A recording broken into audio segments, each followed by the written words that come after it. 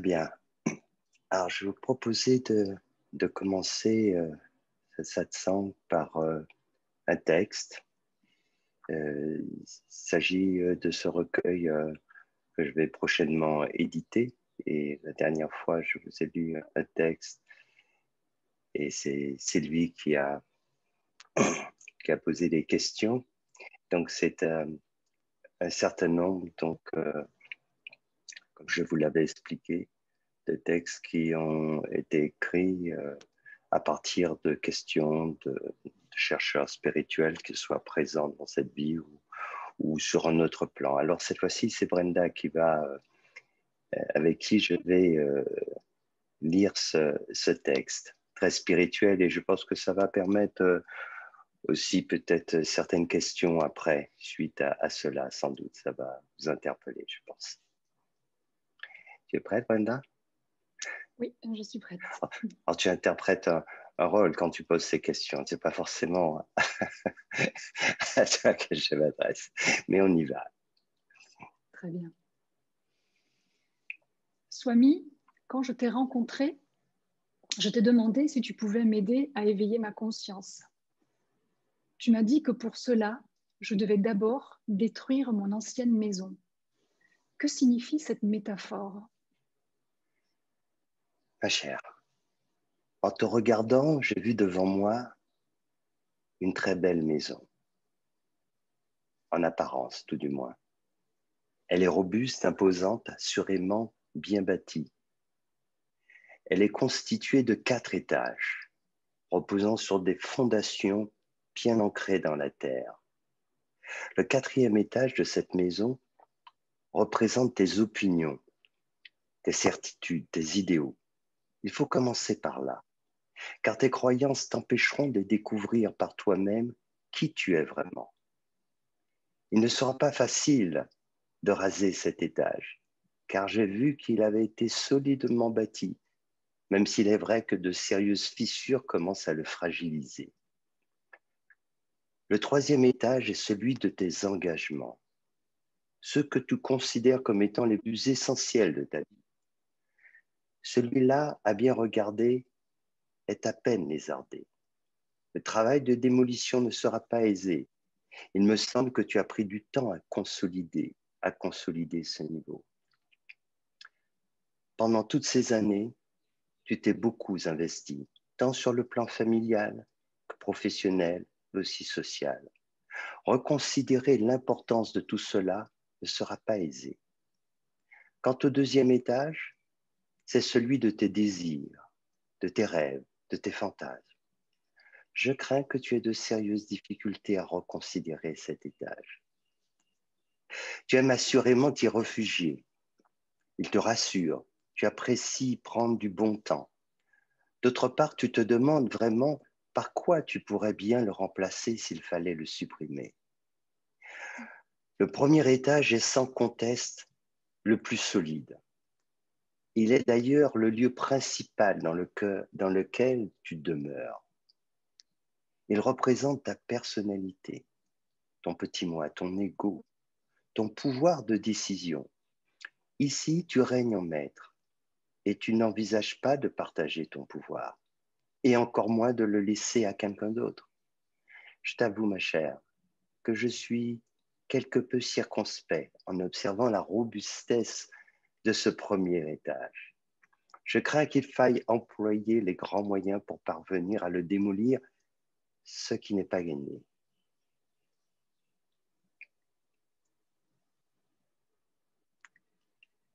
Swami, si j'ai bien compris, pour parvenir à l'éveil, je dois tout d'abord laisser tomber mes croyances, remettre en cause mes engagements, me libérer de l'emprise de mes désirs et renoncer au pouvoir de mon ego. Oui, c'est bien cela. Mais ce n'est pas tout. Je ne t'ai pas encore parlé du plus important. Tu dois t'attaquer aussi aux fondations. Et celles-ci, d'après ce que j'en ai vu, sont sacrément robustes. Ces fondations symbolisent tes doutes et tes attachements. Et crois-moi, il n'est pas facile de s'en débarrasser. C'est comme la mauvaise herbe. Tu prends du temps pour la raser, mais elle finit toujours par repousser. En fait, pour t'en libérer, il faut impérativement la déraciner. Oui, tu devras apprendre à te libérer du doute et de l'attachement. Si tu n'y parviens pas, les restes de ton ancienne fondation feront vaciller ta nouvelle demeure. Elle ne sera jamais vraiment stable. Swami, je commence à entrevoir les difficultés qui m'attendent. Mais pour me donner un peu de courage à entreprendre cette œuvre titanesque de démolition, parle-moi, je te prie, de cette nouvelle demeure. À quoi ressemblera-t-elle? Comment dois-je la construire? Et qui en sera l'architecte? Je t'en parlerai lors du prochain satsang. C'est une insupportable attente. Comme quoi, il faut se méfier des très belles maisons. Ces belles maisons qu'on a pris le temps de bien bâtir, bien costaud. C'est plus difficile après, hein, quand on a bâti tout cela. Surtout pour Bien. démolir les fondations. Eh oui, se libérer de tout ça. Comme tu l'as bien dit, tu as bien synthétisé, en fait, bien compris cette métaphore, et on l'a bien synthétisé en parlant qu'il faut d'abord laisser tomber les croyances, remettre en cause justement les engagements, les désirs et renoncer au pouvoir de l'ego. C'est tout un programme. Namasté, Admin. Non, Magali. Non, c'était une blague. Désolée, Non, c'est pas été grave. prise par le texte et j'ai complètement oublié de renommer. C'est pas grave. Alors, ma question, je suis ravie Oui. de vous retrouver tous. Suite à l'écoute de ce texte, cela confirme la question que j'avais déjà au préalable à l'intérieur de moi. Face à tous ces conditionnements, toutes ces croyances, depuis des années, des incarnations certainement, comment faire cette expérience du divin qui, apparemment, si je pars de ce postulat, ce divin qui est en chacun de nous, pour en avoir la foi, j'ai l'impression qu'il faut passer par cette expérience. Et comment faire? Quelles sont les étapes? Pour faire l'expérience du divin, qui oui. est en nous. Oui. En fait, ce qui se passe, c'est quelque chose de très subtil, Magali. Ça va étape par étape. Au début, quand on commence cette quête, qu'elle soit consciente ou inconsciente, parce que ça peut être au départ autre chose, on peut chercher à régler un problème de santé, par exemple, ou dans le cadre du développement personnel, etc. Et à un moment donné, quand on va plus loin et qu'on veut vraiment savoir qui on est, alors il y a souvent une période très enthousiasmante, parce que ce chemin nous permet de découvrir aussi des ressources intérieures, nous permet de voir un autre horizon, et souvent nous aide à régler un certain nombre de choses. Mais au fil du temps que l'on avance, évidemment, il y a d'autres aspects qui sont moins simples à résoudre. Et notamment, ce dont je parlais dans ce texte, ce sont nos attachements, nos doutes. Et ce n'est pas du tout évident de bien les identifier. On peut se donner l'impression qu'on est prêt à tout, etc. Mais en réalité, ce n'est pas comme ça que ça se passe. Et donc, la vie nous envoie souvent des messages, des signes pour nous dire, voilà, la direction à prendre, maintenant. Mais quand tout cela ne nous convient pas, on ne regarde pas, on n'écoute pas. On cherche surtout à connaître, à écouter notre intuition quand on est dans une impasse, quand on se sent en tout cas dans l'impasse. C'est là où on se dit qu'est-ce que je dois faire, et on va s'ouvrir à cette intuition. Mais il y a d'autres moments où la vie nous parle. On n'est pas forcément dans une impasse. Ça peut être la situation où on va nous proposer le super job qu'on avait espéré en disant c'est fabuleux. Et si on s'écoutait notre intuition, elle va nous dire ah oui, mais il faut surtout pas y aller. Et ça, on n'a pas envie de l'entendre. On l'a mis sous le pied. Voilà. Donc, ce sont des choses comme ça qui font que en fait, on a du mal à avancer parce qu'au fond, pour dire les choses simplement, on n'est pas prêt à tout lâcher. C'est ça. Et tout lâcher, ça ne veut pas dire je décide de tout bazarder. Non, il ne faut rien décider du tout. Ce n'est pas à nous de décider. Tout lâcher, ça veut dire je remets mon pouvoir à l'autre. Voilà. Et c'est ça, en fait. Donc, tu parlais de postulat, il faut avoir dans ce cas-là ce postulat de dire que cette conscience, cette dimension divine qui est en nous, elle sait. Voilà. Et donc, c'est aussi une question de foi, de dire, voilà, si je m'abandonne vraiment, j'atteindrai ce but. C'est ma perception. On l'atteint forcément, mais très rarement de la manière qu'on s'imagine, pour ne pas dire jamais. Voilà, le chemin, on ne le connaît pas. Et ce n'est pas celui qu'on imagine, mais on y arrive. Donc, là où ça devient subtil, c'est que eh ben, on ne se rend pas compte qu'on n'est pas prêt à tout lâcher et qu'il y a des moments où on n'est pas à l'écoute. Et c'est ça, en fait. Et pour cela, il y a quand même un truc, c'est que tous les jours, il faut s'interroger, soit le matin et le soir en fin de journée, et se dire, au fond, est-ce que je sens que je suis là où je dois être, que je fais ce que je dois faire et que je le fais comme je dois le faire, tout simplement. Vous avez bien entendu cela? Tout simplement. Prendre le temps de cela. Rien que ça nous interpelle. Et là, on peut sentir. C'est comme de la musique, tu vois. On entend tout de suite ces trois notes qui sont très simples. Et s'il y en a une qui est fausse, ça va se sentir. Mais on ne se pose jamais ce genre de questions. C'est comme quand on mange quelque chose qu'on ne devrait pas manger, on ne se pose pas la question est-ce que c'était bon ou pas. Si on a envie de le manger parce que c'est bon, on va le manger. Et puis après, on oublie. Mais si on avait avant se dire est-ce que c'est vraiment bon pour moi? Et est-ce que cette quantité-là, elle est raisonnable? Ça casse le plaisir. Donc, on mange d'abord et on verra éventuellement après. Donc, c'est ça en fait. Et si on fait cela au quotidien, alors on va commencer de plus en plus à lâcher prise. Parce qu'en fait, tout dépend de ce que l'on souhaite réellement. J'ai découvert en fait la sérénité, la paix à partir du moment où j'ai vécu ce lâcher prise. C'est pour ça que quand on me demande « Ah, tu dois être bien dans tel endroit », c'est pas ça mon problème.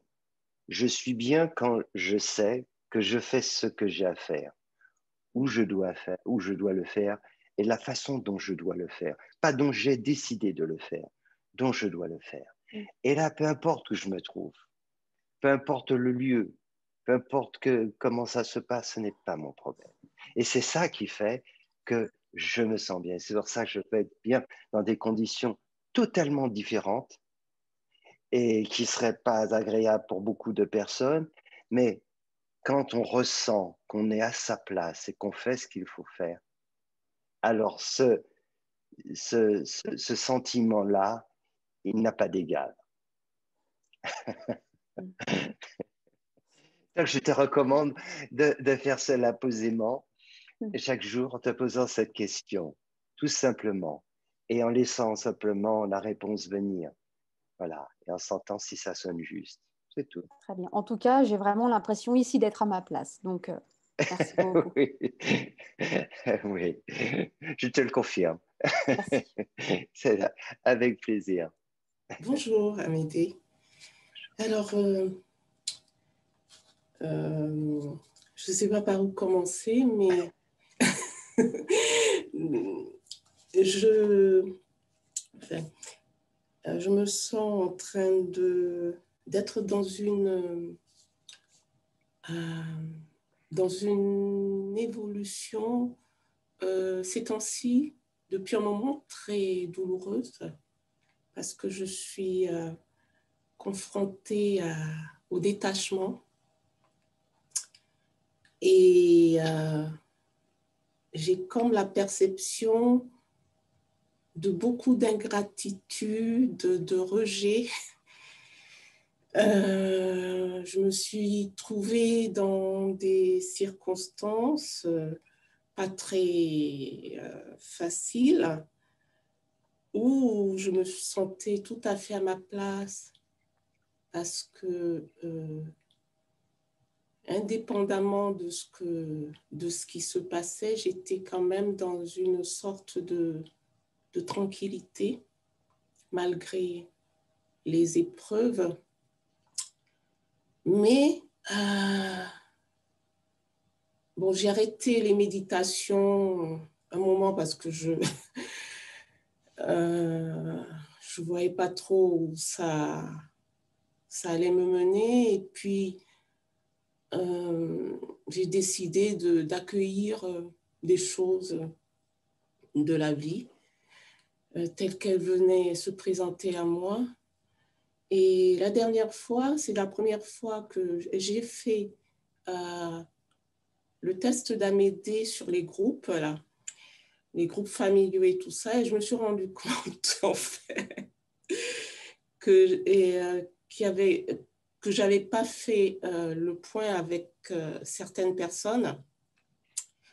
Donc, du coup, après une méditation, j'ai décidé de prendre contact avec ces personnes-là. Et j'ai senti comme comment dire, c'est-à-dire en apparence une sorte de rejet, en apparence, mais je crois que le travail a été fait quand même s'il y a eu une sorte de rejet. Mais ce qui est désagréable, c'est que la conscience me montre à chaque fois un détachement vraiment crucial sur tout.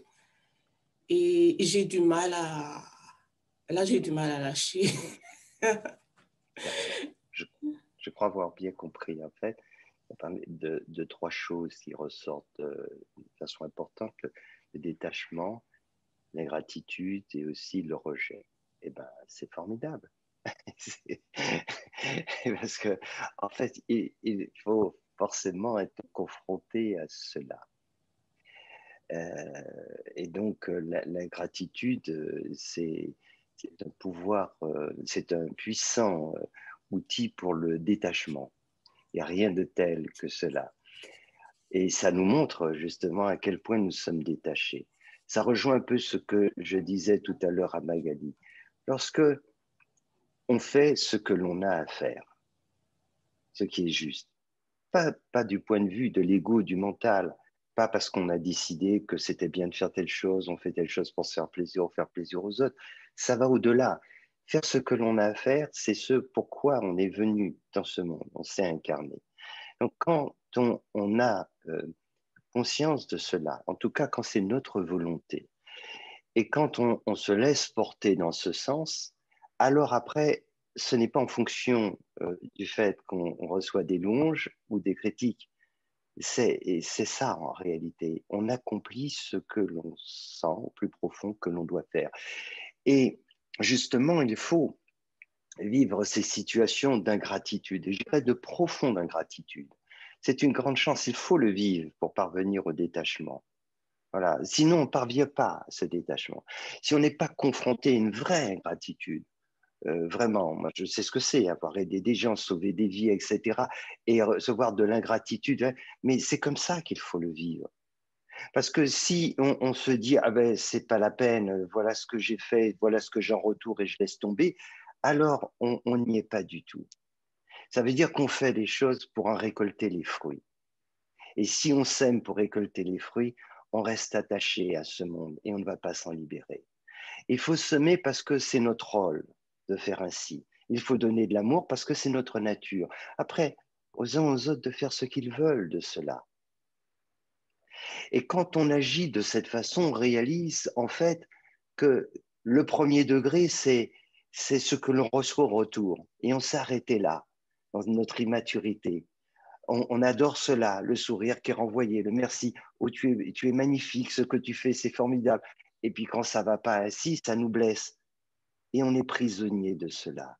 On est prisonnier du regard de l'autre. Et donc, on va conditionner nos actes, ce que l'on va faire, en fonction de ce que l'on va pouvoir récolter.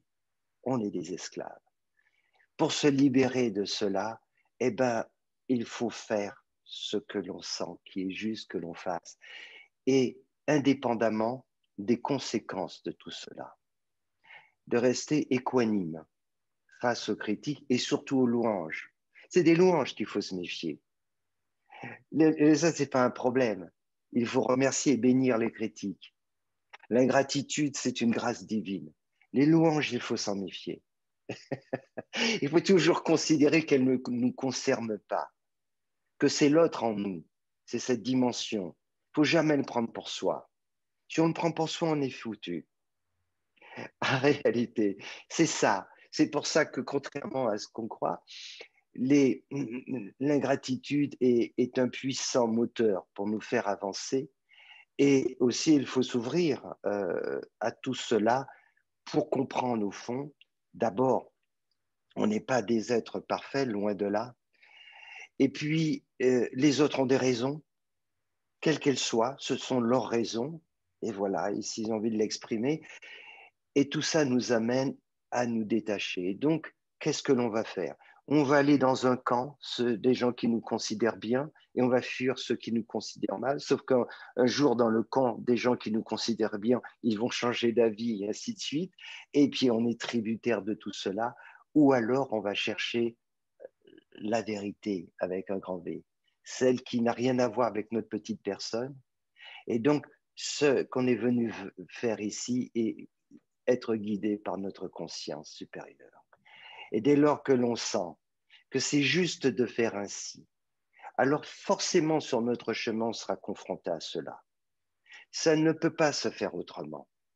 C'est pour ça qu'il y a beaucoup de gens qui s'arrêtent sur le chemin parce qu'ils ne comprennent pas. Ils disent, je ne comprends pas, j'ai fait ça, voilà ce que j'ai récolté, j'ai tout laissé tomber. Non, ça c'est tout juste le début du chemin. Il faut parvenir à se détacher de tout cela. Parce que si à un autre niveau de conscience, les êtres qui nous aident n'avaient pas ce détachement, mais comment feraient-ils pour aider des êtres comme nous, ici-bas? Et comment ferait-il? Dans la gratitude que l'on manifeste, le carnage que l'on commet sur cette planète, les choses abominables que nous faisons. Il en faut de la patience et il en faut aussi de l'amour.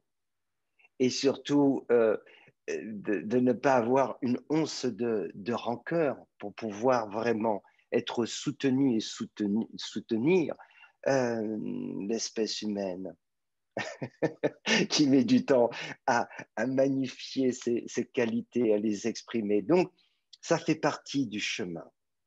Donc, en fait, quand on est confronté à cela, eh ben, c'est là que le travail commence et c'est tant mieux. Et voilà, et ça va permettre vraiment le détachement.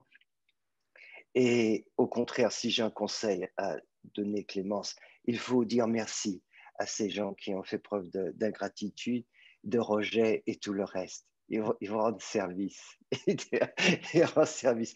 Et il faut faire tout le contraire de son côté. Voilà. Donc, leur dire merci. Et c'est ça qui permet à un moment donné de se libérer de tout ça. Quand on sent que l'on peut ressentir de l'amour quand même vis-à-vis de quelqu'un qui ne nous aime pas, voire qui nous déteste, etc., alors là, on a vraiment franchi un stade. On a vraiment franchi un palier. Voilà. C'est vraiment ce que je te souhaite, Clémence. Et je pense que tu es sur la bonne voie. Bonne continuation. Merci, vous m'entendez? C'est parfait. Oui. Bonjour Amédée, namasté. Namasté, Christine. Alors oui, j'ose enfin venir me montrer un petit peu dans les différentes vidéos que tu organises. C'est vrai que c'est difficile pour moi et c'est pour ça que je viens poser une question aujourd'hui. C'est difficile pour moi de faire le lien entre spiritualité et vie quotidienne. Je souhaiterais poser une question par rapport à la désidentification. J'ai vraiment l'impression de goûter à tout ce que tu dis dans mon quotidien. Parfois oui, parfois non, mais globalement, je ressens ce dont tu parles, je le vis. Seulement, je me demande s'il y a vraiment... est-ce que tu peux m'expliquer un peu ce que je ressens par rapport à ce qui est de ma philosophie de vie ou de ma mission de vie? Je ne sais jamais si je suis vraiment au bon endroit. J'adore tout ce que je fais. J'ai l'impression d'être une personne tellement ouverte et tellement adaptable que tout me convient, que je suis heureuse de tout, que ma vie est magnifique, que les gens sont magnifiques, que je donne tout ce que j'ai à donner. Enfin, suis-je dans ma zone de confort? Est-ce mon ego?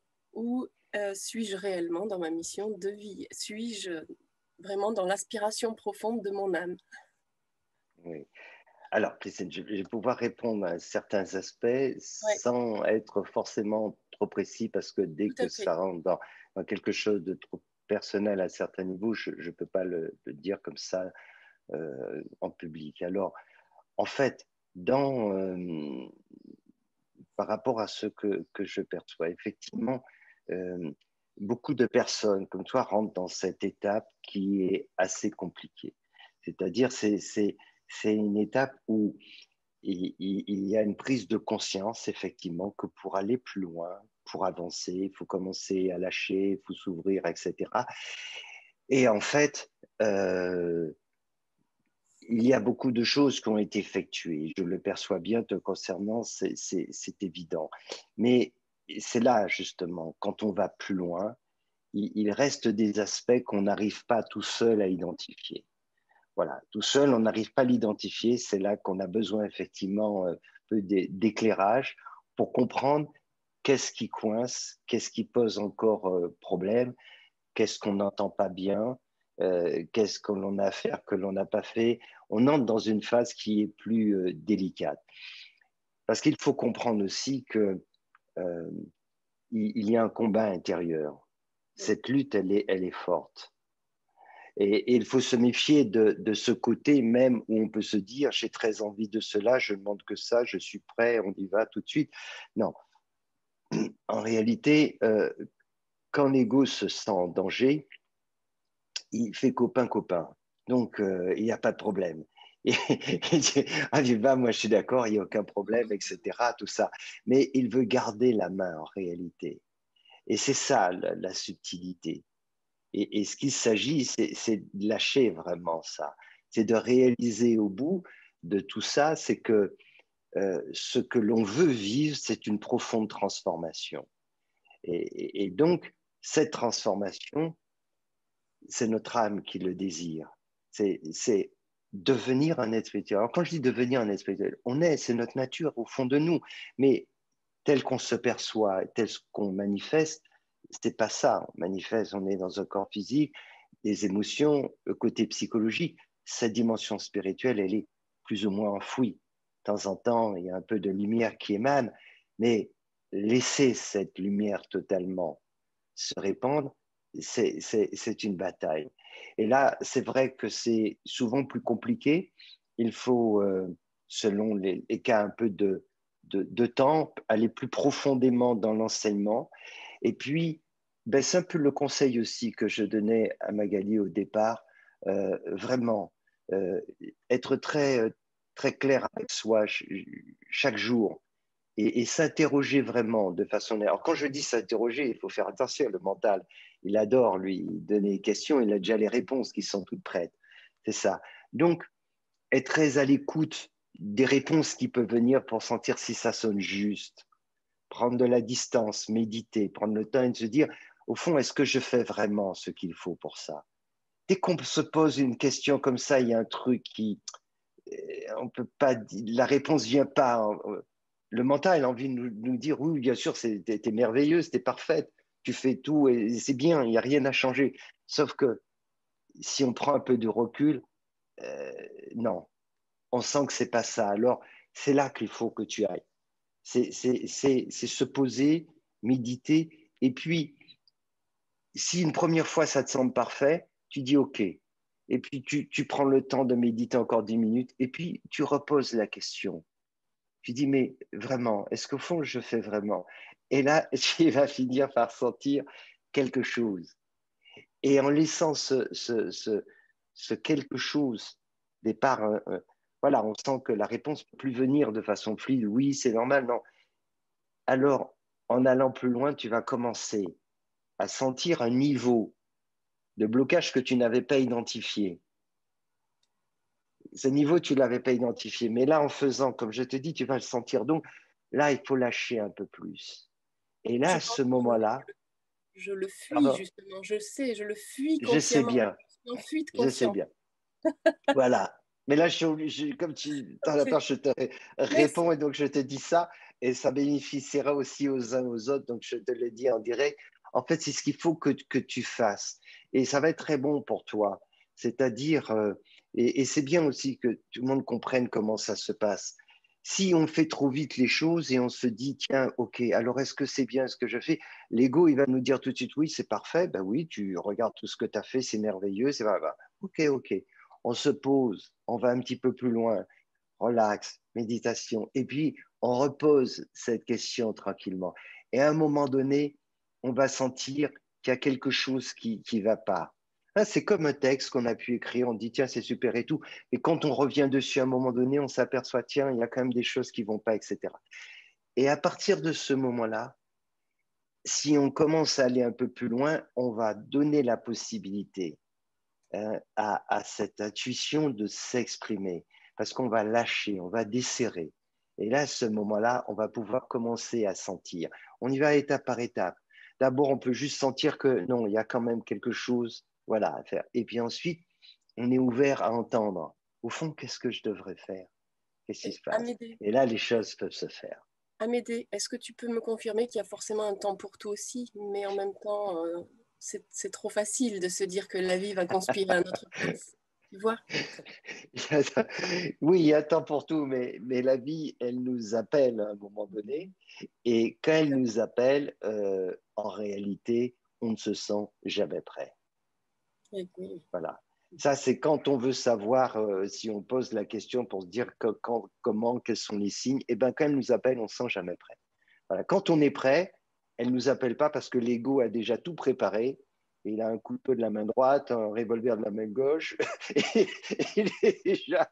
Donc, ce n'est pas la peine. Donc, elle nous appelle. Voilà, quand on est surpris, on est désarmé. Et là, il nous dit, c'est maintenant qu'il faut y aller tout de suite. Voilà. Et là, évidemment, on se dit, mais non, il y a ça à faire, il y a ça, il y a ça. Voilà. Donc, voilà, Christine. Merci. Mais voilà, continue, poursuis, tu es sur ce chemin et au fur et à mesure, ça va avancer. Pratique le conseil que je t'ai donné, ça va t'aider déjà grandement. Bonne continuation. Merci. Merci, Amédée. Bonjour Michel, namasté. Bonjour. Bien. Je suis ravie de pouvoir vous parler. Voilà, vous avez un petit peu répondu à la personne précédente. Je pense que ça me correspond aussi un peu. Voilà, moi je débute, je dirais même j'essaie de débuter. Et lorsque je vous écoute sur les vidéos, etc., tout va bien. Oui. Je fais, je suis, je me sens bien, etc. Par contre, lorsque je me retrouve toute seule, c'est pas pareil. Alors, par exemple, j'ai suivi une vidéo sur le conseil intuitif avec cet exercice de tourner la tête à droite et avec de demander le degré de motivation, etc. La première fois que je l'ai fait avec vous, enfin en replay évidemment, hein, le chiffre qui m'est venu, c'est le 7. Par contre, quand je suis seule, il ne me vient rien du tout. Il y a aussi le fait que lorsque je veux méditer, alors je me concentre sur ma respiration, que je fais bien consciencieusement, sauf qu'au bout de quelques minutes, mon esprit s'évade totalement. Voilà, c'est un petit peu ce que j'avais à vous dire. Oui, je perçois bien, Michel, ce qu'il y en est. Et en fait, le problème, il est il concerne beaucoup de gens, c'est la peur en fait. Oui. La peur, et c'est pour ça que quand vous dites que vous avez cette expression « j'essaye de débuter », vous avez tout dit en fait. Car si vous décidez vraiment de débuter, au fond, ça va vous amener où? Et c'est ça en réalité, c'est la peur, ça fait peur. Et alors dans cette situation qui est la vôtre, je vous recommande de prendre le temps d'envisager les choses un peu autrement. C'est de se dire, au fond, est-ce que ce n'est pas le contraire dont je devrais avoir peur?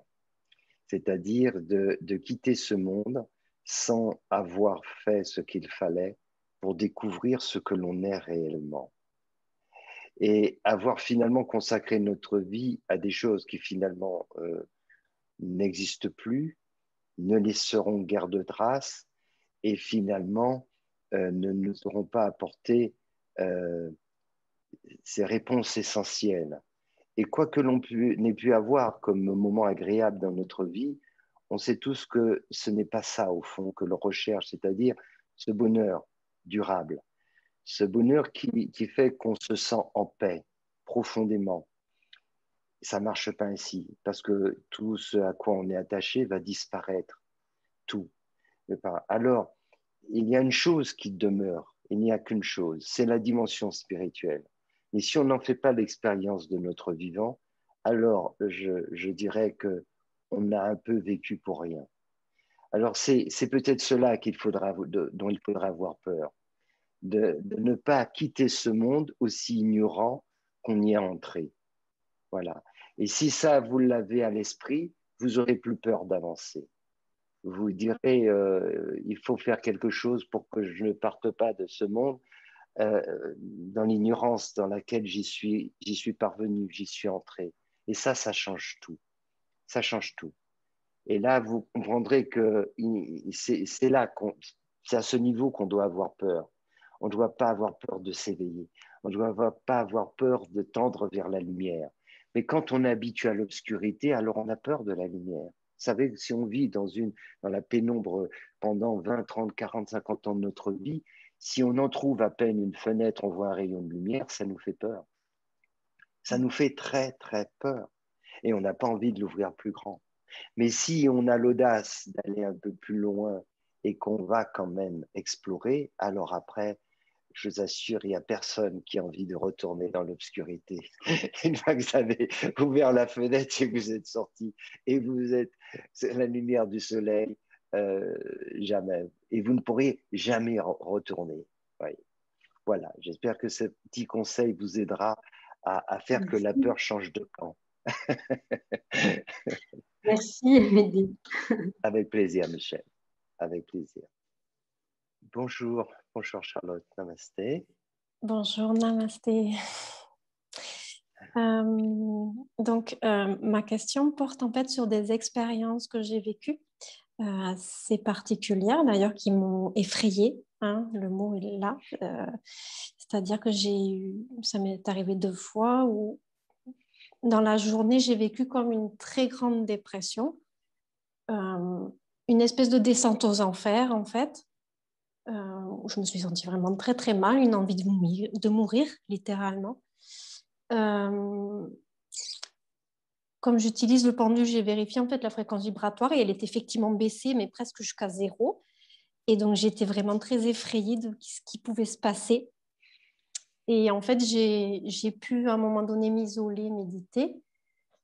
Et en fait, ce qui s'est passé, c'est qu'il m'est venu la phrase: il faut que je laisse la place à ma conscience. Il faut que je laisse la place à ma conscience. Et en fait, comme si l'ego en fait pouvait plus gérer cette situation-là, comme si c'était trop de souffrance, quelque chose comme ça. Et en fait, c'est ce que j'ai fait. Et peu à peu, en fait, ce que j'ai eu comme sensation, c'est comme d'être détachée presque de mon corps, en fait. Comme d'être au second plan ou quelque chose comme ça. Quelque chose d'assez particulier.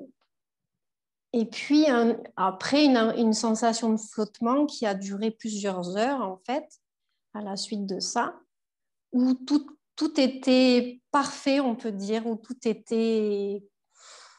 c'est difficile en fait à expliquer comme ça, je pense, avec des mots, mais ouais, quelque chose de l'ordre, je trouve le mot flotter. Et ma question par rapport à ça, c'est est-ce que finalement, l'éveil, je pense que c'est plusieurs étapes, mais est-ce que ça peut se faire par, disons, plusieurs expériences de ce type ou pas? Est-ce que ça fait partie, mais c'est pas que ça, j'imagine. Enfin voilà, c'était un petit peu ma question. Voilà. Oui, Charlotte. Eh bien, ça rejoint un petit peu la réponse, ce que je disais quand j'ai utilisé cette métaphore de la chambre, de la pièce obscure avec la lumière du soleil. En fait, au départ, on fonctionne dans cette obscurité, c'est-à-dire enfermé dans notre mur mental. On se pose des questions, on donne des réponses, notre mental, et on tourne en rond. Puis arrive un moment donné, quand on s'ouvre un peu plus à cette intuition, alors voilà, une petite connexion commence à se faire. Et puis cette connexion peut aller un peu plus loin. C'est comme si on accepte un peu que cette lumière pénètre un peu et nous apporte aussi des réponses, nous éclaire un peu. On accepte cela, ce qui est difficile pour le mental, puisque on est habitué à fonctionner soit de façon rationnelle, ou alors il va fonctionner de façon émotionnelle. Voilà, on est dans l'émotionnel ou on est dans le rationnel. Mais l'intuition, c'est autre chose. Et c'est souvent parce qu'on imagine. Quand on parle d'intuition, une fois, ce sont des préjugés. On dit j'ai l'intuition de telle chose. En réalité, c'est des préjugés que l'on a qui nous font réagir de telle ou telle façon. Parce que l'intuition nous échappe. C'est quelque chose qui vient effectivement et qui peut apparaître justement si on lui laisse la place. Voilà, parfois ça se passe de façon fulgurante, ça arrive, des fois on est peu dépourvu, mais voilà, quand on veut commencer à fonctionner, disons, de façon plus intuitive, alors il faut accepter cet autre mode de fonctionnement qui nous échappe, et donc calmer nos émotions, calmer le côté rationnel pour laisser cette dimension plus intuitive s'exprimer. Et à un moment donné, on peut aller plus loin. Et il se peut qu'à des moments, qu'on vive des expériences où il y a, dans un contexte précis, un lâcher-prise plus important et qui fait que là, ça se déverse. Et là, on va faire vraiment une expérience différente, où cette conscience va envoyer beaucoup plus de lumière, on se sent porté, et là, on a vraiment un avant-goût. On se dit, waouh, c'est vraiment... Mais voilà, après, on revient un peu dans notre quotidien parce que c'est difficile, parce qu'on a des occupations, parce que au fond de nous, on ne le sait pas forcément, mais il y a quelque chose qui nous dit, mais si on lâche tout ça, comment je vais faire, la maison et les enfants et ceci, c'est un arrière-pensée, donc on a du mal à lâcher tout ça à cause aussi de ça. Du reste. Et on a du mal à se dire, mais ça ne posera pas de problème. Parce que on est le dernier recours. Tu es le dernier recours pour beaucoup, tu vois, autour de toi, tes enfants, etc. Donc, on n'a pas l'habitude de dire si moi je le fais pas, quelqu'un d'autre va le faire. Non, il n'y a pas quelqu'un qui va faire ton job. Je le sais, tu vois. Donc, c'est pour ça que c'est difficile. Et c'est là où il faut aller plus loin en se disant si la vie m'appelle et me dit lâche, c'est que le plan est parfait. Je peux le faire. Voilà. Tu peux ne pas faire confiance aux autres qui vont dire t'inquiète pas, on va gérer. Ok, d'accord. Mais si c'est ta conscience, tu peux lui faire confiance. Parce qu'elle, de toute façon, il n'y a rien de plus fiable que notre conscience. Donc, c'est ça. Mais ça, il faut arriver à s'en rappeler dans l'instant présent, ce qui n'est pas évident quand on sent. Et que je te dis bien, c'est inconscient. Ce qui fait qu'il y a quelque chose qui nous retient alors qu'on a très envie d'y aller, mais en arrière-plan, il y a le truc et qui va faire, qui va s'occuper, machin, etc.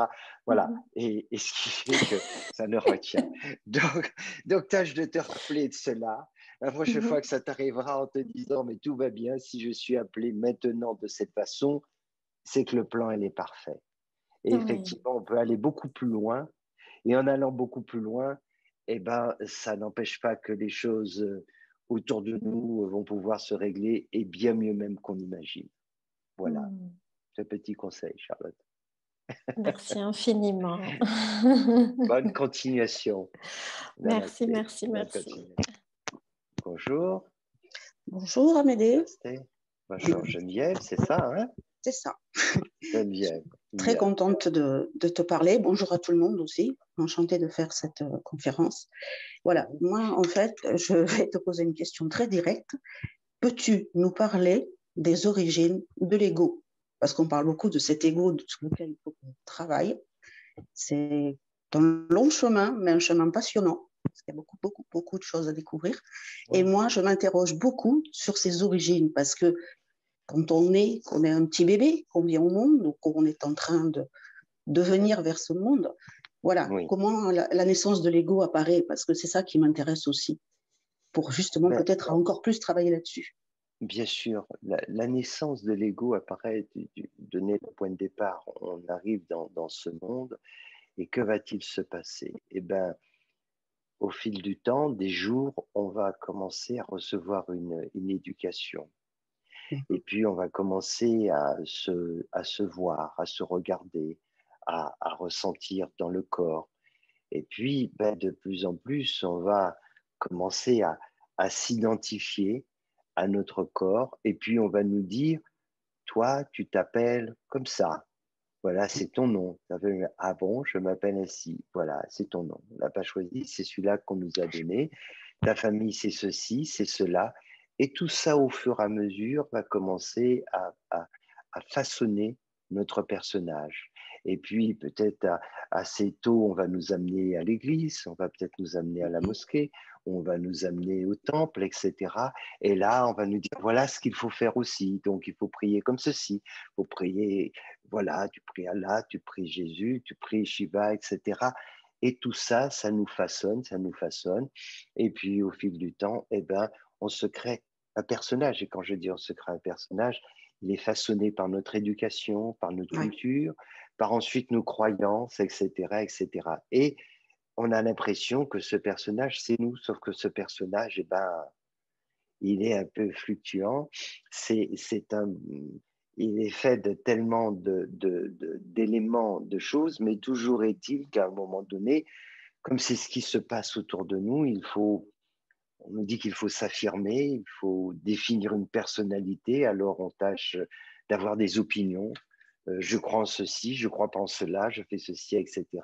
Et ça y est, on s'est créé ce personnage, l'ego, et on a l'impression que voilà, moi je suis un homme, j'étais là, je suis une femme, j'étais là, je suis ceci, je suis cela, puis ensuite je fais tel travail, et voilà. Et puis un jour, il faut comprendre que tout ça, c'est une illusion, ce n'est pas notre ultime réalité. C'est ça, en fait. Ça me rassure. Alors, ça prouve que le travail est sur le bon chemin. Alors, parce qu'en fait, on fait une petite révolution intérieure, mais aussi une révolution sociale par rapport à tout ce qu'on nous a inculqué, tout ce qu'on nous a appris. Bien sûr. Et bon, comme moi, j'ai été éduquée dans un milieu où justement, on m'a toujours donné les chemins à suivre, que ce soit pour l'éducation, que ce soit à l'école, puisque j'étais dans des écoles religieuses. Donc voilà, j'ai dû, par moi-même, essayer de trouver, en poussant un petit peu les murs, parce que j'avais au fond de moi cette espèce de mini-révolution qui bouillait et qui me donnait envie de voir autre chose et de découvrir autre chose. Voilà. Donc ça me rassure. Je peux donner une petite piste là-dessus pour aider. Ce que l'on est n'a rien à voir avec tout ce à quoi on s'est identifié. Voilà. Donc c'est simple. Au final, il n'y a rien à conserver. D'accord. Au moins, c'est simple. Mais oui, c'est plus simple. Des fois, quand il faut restaurer une maison, on se dit, on va garder ça, on va garder ça. En réalité, très simple, il faut tout raser. Notre réalité n'a rien à voir avec tout ça. Que ça soit sur le plan, évidemment, d'un personnage social, sur nos croyances, idéologies, etc., mais même sur ce que l'on pense être physiquement. Oui. À voir. Donc, au moins, on peut gagner du temps ainsi et prendre une direction totalement opposée, c'est-à-dire l'introversion qui nous permettra un jour de découvrir notre réalité. Tout à fait. Voilà. Ben, je te remercie beaucoup, vraiment. Avec plaisir, avec plaisir. À très bientôt. Au revoir. Bonjour Amédée, bonjour à Bonjour tous. Béatrice, bonjour. Bonjour. Donc, une question un peu plus longue et une courte. Je t'ai entendu dans des vidéos et d'ailleurs plusieurs éveillés, vous dites un peu tous, bon, la vie sur cette planète, c'est pas simple. On n'a pas forcément envie d'y venir et voilà, c'est pas une sinécure d'être ici. Alors, tout en ayant moi conscience, comme beaucoup de gens, que la vie peut être très belle et la planète est très belle à ce qu'elle a à nous offrir. Malgré tout, alors je vais être dans c'est les autres, mais la société, ce qu'il en est, on n'est pas forcément en accord avec, évidemment, avec tout ce qui se passe. Et moi, je sais que le meilleur moment pour moi de la journée, c'est quand je me couche et un peu comme je me réfugie dans les rêves.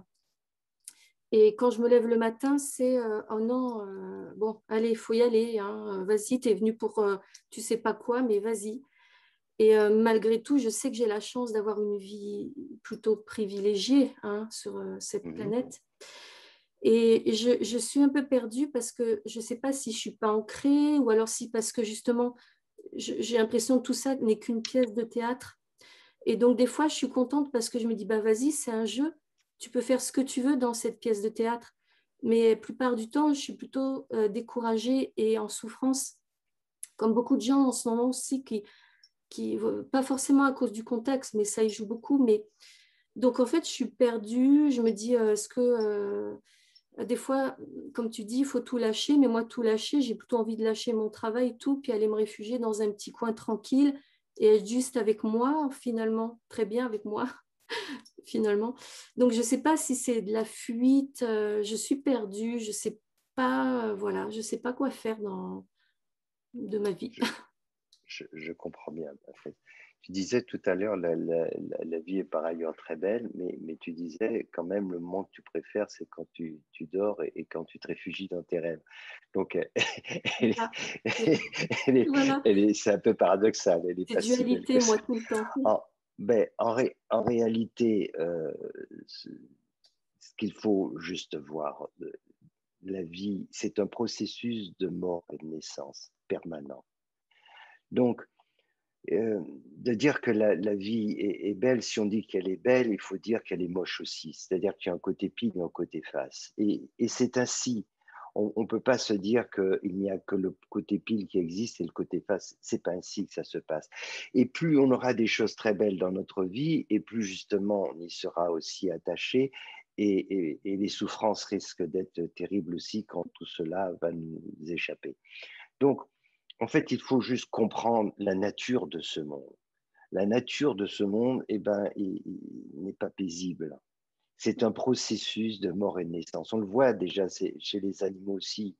Alors, on peut regarder les choses comme un beau tableau, c'est magnifique, le soleil, les petits oiseaux qui chantent et tout, mais c'est le combat pour la survie en permanence, en permanence. C'est ça. Et beaucoup d'êtres humains vivent aussi pour ça, c'est le combat en permanence. Et en fait, la seule façon d'en sortir, c'est d'éveiller sa conscience. C'est de sortir de cela. Alors, on a fait des avancées, mais elles ne sont pas suffisantes parce que les avancées technologiques et tout ça, au lieu de servir la majorité, elles sont au service de quelques-uns parce que les êtres humains sont égoïstes avant de devenir altruistes. Donc, on est dans cette bataille permanente pour finalement préserver des choses que l'on a acquises des fois bien difficilement et que de toute façon qui vont finir par disparaître. Donc tout ça crée de la souffrance. Alors cette vie, elle commence à être plutôt agréable sur cette terre quand justement on transcende tout ça, où on va vers la transcendance, quand on commence à dire ok, cet équilibre que je recherche, ce bonheur que je recherche, il faut le trouver ailleurs. Et c'est ça qui fait que ce monde devient vraiment, au contraire, plus supportable et voire agréable. C'est parce qu'on n'y cherche plus notre plaisir, on ne se laisse plus piéger, parce que chaque chose a son contraire. Ce monde est régi sous cette loi de la dualité. C'est ainsi. Et donc, alors on s'attachera de vivre que les côtés, le bon moment, mais on ne choisit pas comme ça. il y a des choses qui nous arrivent, et voilà, des disparitions brutales, des souffrances, des tas de choses imprévues, des choses qu'on ne voudrait pas vivre.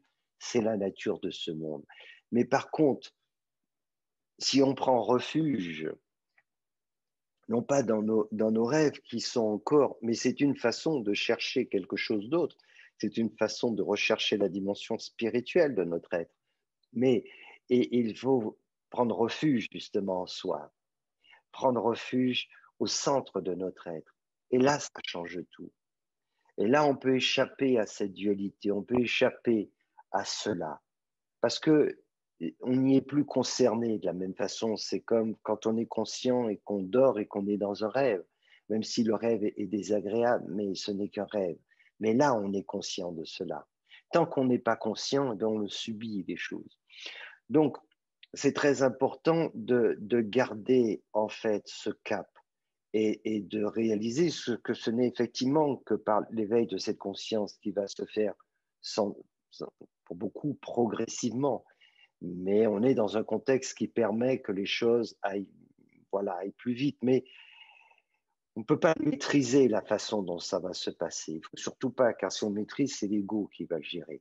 Donc, le désirer profondément, avancer sur ce chemin, et puis être prêt, parce que c'est ça, ce que l'on doit faire, on ne le sait pas. On ne peut pas savourer. Ça, c'est le gros problème au niveau de l'ego. C'est que on a tellement l'habitude de décider, on a tellement l'habitude de choisir. Alors, il faut effectivement qu'à un moment donné, on soit perdu. Le fait d'être perdu, c'est alléluia du point de vue de notre âme, pour employer l'expression. Parce que tant qu'on sait quelle direction on doit prendre, on prend la mauvaise direction. Toujours, c'est cela. Ok, avant j'allais à gauche, je vais à la droite. Et puis après, à droite, je vais aller devant. À un moment, il faut justement se sentir perdu. Voilà, je ne sais plus où je vais, je ne sais plus ce que je dois faire. Et là, il y a notre âme qui dit, enfin, il faut, pourvu que ça dure. Elle dit, pourvu que ça dure quelques instants.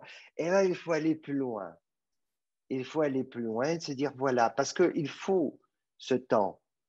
Il faut ce temps de vie, de ceci. Pourquoi? Parce que si on sait, on est toujours la même personne. On est sur le même arbre, comme un singe qui saute d'une branche à une autre. Il faut descendre de l'arbre. Et quand on descend de l'arbre, on est forcément perdu. On ne sait plus où on est.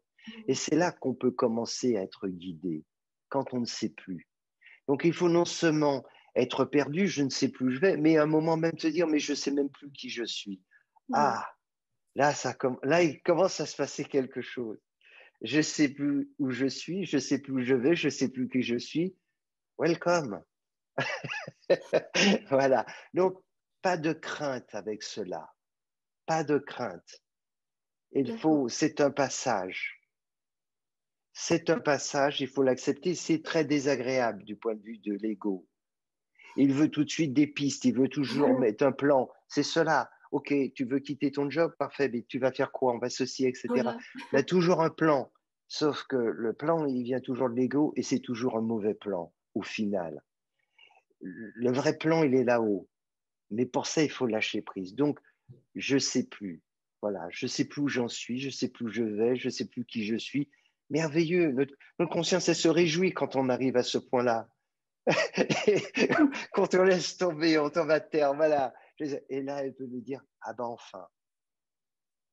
Voilà. Donc, il faut au contraire laisser cela se faire, ne pas s'inquiéter de ça. C'est un conseil déraisonnable que je donne du point de vue de l'ego. Mais moi, je travaille pour la conscience. Mon job, c'est d'aider. Je suis l'ami de l'âme, pas de l'ego. Donc, tout va bien. D'accord? Poursuis cela tranquillement, sereinement. Je sais que c'est difficile à parler de sérénité quand on se sent paumé. Mais c'est pourtant le meilleur moment. Parce qu'on ne peut pas renaître si on est toujours à garder une emprise. Donc, il faut vraiment tout lâcher. Et c'est un des signes. Quand on commence à plus savoir quoi faire, où on va, qu'est-ce qui se passe, il ne faut pas s'inquiéter. À condition, évidemment, qu'on ait la foi toujours de dire « je m'en remets à cette dimension » et être attentive aux signes, etc. Évidemment. C'est pas pour fonctionner d'une façon ordinaire. Et non, parce que sinon, ça nous emmène dans le mur. Mais dans le sens, quand on fait cette démarche spirituelle, il faut forcément à un moment donné être perdu, ne plus savoir où on va, qui on est. Et quand ça se produit, ben, c'est merveilleux. D'accord? Merci beaucoup. Bon, eh ben, nous allons poursuivre régulièrement, hein, continuer ces conférences et ces satsangs pour continuer ce travail sur ce chemin de l'éveil. Je vous souhaite une très belle journée, une très belle après-midi, et puis je vous dis à bientôt. Namasté, et un grand plaisir de vous revoir bientôt et bonne continuation sur votre chemin de l'éveil.